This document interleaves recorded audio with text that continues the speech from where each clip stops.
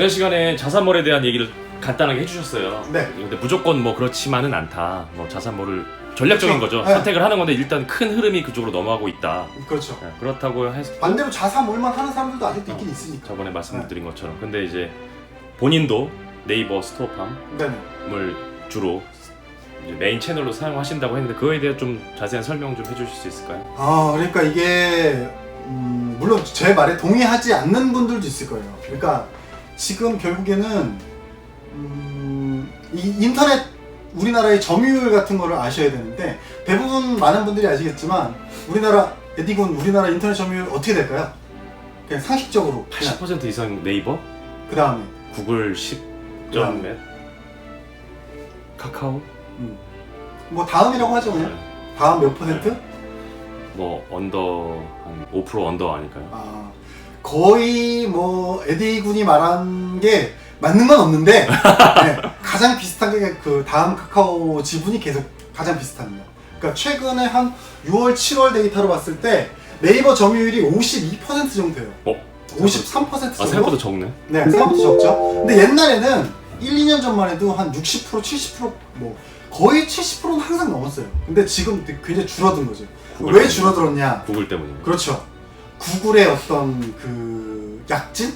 네, 구글의 약진 때문에 뭐 그런 것도 있는데 제가 볼 때 네이버 스스로 무덤을 판 것도 있어요. 네이버 스스로 인터페이스를 바꾸면서 그러니까 네이버가 전 개인적으로는 네이버가 좀 착각하는 게 있는 게 네이버 검색 엔진이 아니에요. 네이버는 포털 서비스지 네이버는 검색 엔진이 아닌데 올해 4월이었나요? 3월이었나요? 네이버가 메인을 바꿨잖아요. 네. 마치 뭐 검색 엔진스럽게 검색 엔진 아닌데 그 누구도 네이버를 검색 엔진으로 생각하지 않는데 구글이 검색 엔진이지 네이버는 포털입니다. 포털에 충실해야 되는데 네이버 관계자 여러분 극히 일부분에 대한 지극히 주관적인 의견을 말씀드리는 겁니다. 저희 늘 네이버 사랑하고 근데 어쨌든 제 말이 이용하고 틀린 게 있습니다. 아닌 게 그 이전에는 네이버 점유율이 60 뭐 몇 %였어요. 근데 지금 52% 내려왔거든요. 네. 근데 구글의 약진이라고 하기엔 구글은 너무 거대하잖아요. 작다가 커진 게 아니라 이제 뭔가 전 세계에서는 원래 구글이 짱인데 네. 우리나라에서는 구글이 계속 10% 정도였거든요. 이제 구글이 30%까지 올라왔어요. 네. 그래서 다음 카카오가 7%인가 그렇습니다. 네. 그러니까 다음은 예전이나 지금이나 거의 뭐 그러니까 나쁘게 말하면 무시해도 상관없는 채널이고 마케팅적으로 무시해도 되는 채널이고 이제는 구글에 어떤 식으로 마케팅을 해야 되나 굉장히 고민해야 되는 시기가 온 거죠. 그러니까 예전에는 구글에 마케팅을 한다 그러면 대부분 배너. 네. 왜냐면 구글 배너가 어디든 다 노출되니까. 그 다음에 리마케팅도 마찬가지죠. 구글 리마케팅이 뭐 구글 배너랑 동일하게 되니까 그 정도 마케팅만 했다면 이제는 그게 아니라 구글 자체에서 검색하는 거에 어떤 식으로 우리가 마케팅을 해야 되는 거 그거를 좀 고민하고 연구해야 되고 왜냐면 기본의 어떤 기존의 다음이랑 네이버에서 사용하는 마케팅 채널하고 좀 다르거든요. 응용하는 방법이. 그러니까 구글에서 어떻게 마케팅을 해야 되는 걸 고민해야 되고 그 다음에 결국에는 어쨌든 아직까지도 네이버가 점유율 50% 이상을 먹으니까 아까도 얘기했지만 네이버 쇼핑이 차지하는 어떤 점유율이나 네이버 페이의 어떤 접근성 그 다음에 뭐 우리나라 인구 중에 인터넷을 하는 사람 중에 네이버 아이디가 없는 사람이 얼마나 될까? 과연 5%가 될까? 그렇게 따졌을 때 그 사람들을 이제 어쨌든 그 사람들이 하는 어떤 인터넷의 반복적인 행위들이 있겠죠. 그게 무슨 뭐 실검을 클릭하든 뭘 클릭하든 뭘 하든 해서 결국엔 네이버 쇼핑으로 플랫폼이 연동이 되고 네이버 플랫폼에서 우선으로 노출해주는 게 네이버 스마트 스토어. 그러니까 우리가 다 알고 있지 스토어팜이고 거기서 구매하는 그 절차는 네이버 페이라는 비밀번호 6자리로 구매가 이루어지는 이 일련의 어떤 이 플랫폼의 연결이 다른 오픈마켓들보다 훨씬 더 편리하고 간편하고 자사몰로 이렇게 이어지는 것보다도 훨씬 더 편리하고 그러다 보니까 스마트 스토어로 사람들을 많이 이렇게 판매자들이 스마트 스토어로 모일 수밖에 없는 그런 부분이 되는 거죠.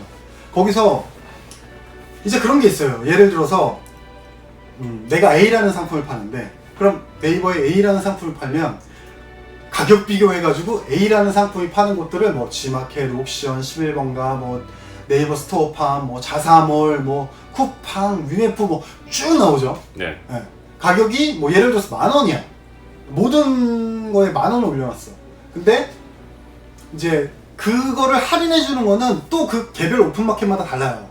개별 오픈마켓에서 어떤 식으로 마케팅을 하느냐에 따라서 뭐 50원을 할인해줘, 70원을 다 다를 수가 있어요. 그래서 가격 비교가 가격이 다 다르게 나오는 거거든요. 판매자는 똑같이 올리더라도. 그럼 뭐 좀 더 디테일하게 설명드리면 되게 복잡한 얘기인데, 어쨌든 각 오픈마켓 주체들마다 자기 쪽으로 손님을 더 끌어오기 위해서 네이버 검색에서 되는 가격에서 본인들이 어떤 지원을 하던 혹은 판매자한테 지원을 강요하던 해서 가격을 조금씩 다르게 노출을 해서 최저가로 나오는 곳에서 구매가 제일 많이 일어나겠죠.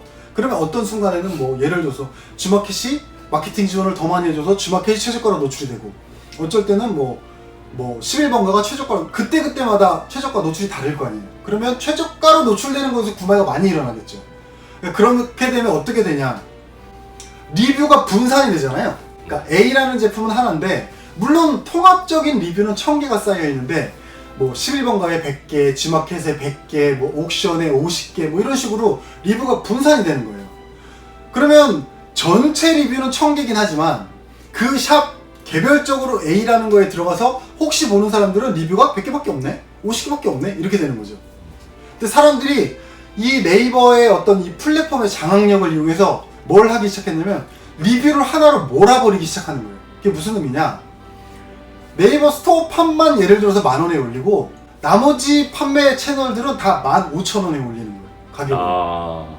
그러면 최저가는 무조건 네이버 스토어팜이 되겠죠? 그러면 대부분 구매가 어디서 일어날까요? 네이버 스토어팜에서 구매가 일어나겠죠? 그러면 리뷰가 어디 제일 많이 달릴까요? 네이버 스토어팜 리뷰가 제일 많이 달리겠죠? 그러면 사람들은 만약에 뭐 11번가에 A를 검색하는 사람은 15,000원에 리뷰 빵건, 그럼 안 사겠죠? G마켓에서 접속하는 사람은 A 15,000원에 리뷰 빵건 안 사겠죠? 근데 만약에 네이버 스토어팜에 접속하는 사람은 리뷰 1000건 A 하면 사겠죠? 가격도 더 싸고. 그렇게 해서 리뷰를 몰아버리는 거예요. 그러면 이제 과연 이거는 데이터로 증명을 해서 실제적으로 다양한 채널에서 가격을 똑같이 해서 그 채널들마다 가격을 조금씩 마케팅 지원금, 프로모션 차이로 인해서 최저가가 조금씩 바뀌면서 전체적인 구매가 골고루 일어나서 토탈 리뷰가 1000개 쌓였을 때 판매량의 차이와 네이버 스토어팜으로 구매를 몰아서 리뷰를 1000개로 만들어서 무조건 최저가를 만들어서 이쪽으로 구매를 몰았을 때 전체 판매량은 뭐가 차이 날까? 이건 데이터로 검증을 해봐야 되는데 제 생각에는 네이버 스토어팜으로 모으는 게 무조건 나을 겁니다. 왜? 노출의 빈도가 차이가 나는 거죠. 그러니까 그 말은 뭐냐? 여기는 토탈 구매가 1000개지만 이 A라는 상품이 노출되기 위해서는 또 순위라는 게 있지 않겠습니까? 네. 순위가 상당히 떨어질 거예요. 근데 여기는 네이버 스토어팜 하나에서만 1000개 구매가 일어났다면 얘는 굉장히 상위에 노출이 될 겁니다. 네. 그러니까 그러니까 요즘에 가장 그 화두는 뭐냐? 결국에 노출을 어떻게 시키느냐? 이 네이버 쇼핑 같은 플랫폼의 노출을 어떻게 시킬 수 있느냐? 요게 화두인데 구매를 몰아버리면 노출이 잘 될 수 있는 거죠.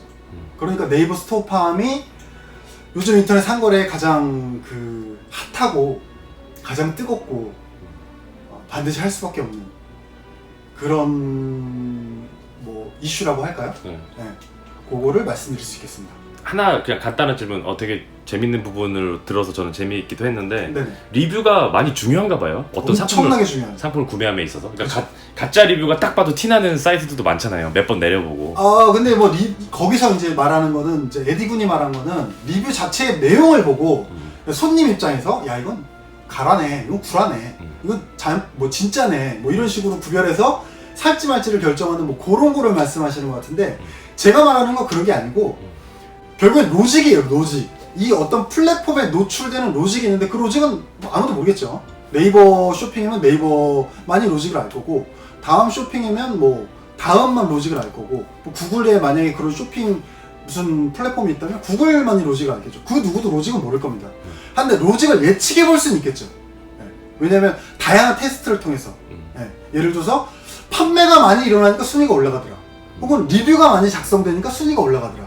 판매가 많이 일어나고 리뷰가 많이 작성되니까 더 올라가더라. 혹은 예를 들어서 뭐 네이버 스마트 스토어에는 상품 찜이라는 게 있습니다. 그다음 뭐 톡톡 친구나 뭐 이 상점 추가 뭐 스토어 친구 이런 게 있거든요. 그런 거를 많이 하니까 순위가 올라가더라. 이런 어떤 이 경험적으로 얻어나는 그런 체감적 로직이 있거든요. 네. 예, 그런 걸 통해서 이제 어떤 마케팅을 했을 때 효과적으로 노출 순위가 올라가더라를 알기 때문에 결국에는 그럼 어떻게 해야 되냐면 이 노출 순위를 올리려면 아까랑 똑같은 얘기 똑같은 반복인데 여러 군데서 파는 거를 하나에 몰아서 이쪽에다가 몰아주는 거예요. 그러면 상식적으로 네이버에서 G마켓을 먼저 노출해 주겠습니까? 네이버에서 스마트 스토어를 먼저 노출해 주겠습니까? 뻔한 얘기죠. 네. 그런 차원에서 리뷰를 말하는 거예요. 에디가 말한 리뷰랑은 조금 이제 다른 내용이고 내용적인 걸 그렇죠. 말한 거고. 네. 물론 알겠습니다. 그것도 내용이 좋으면 좋겠죠. 내용도 많고. 그렇죠. 알겠습니다. 네, 안녕. 감사합니다. 네.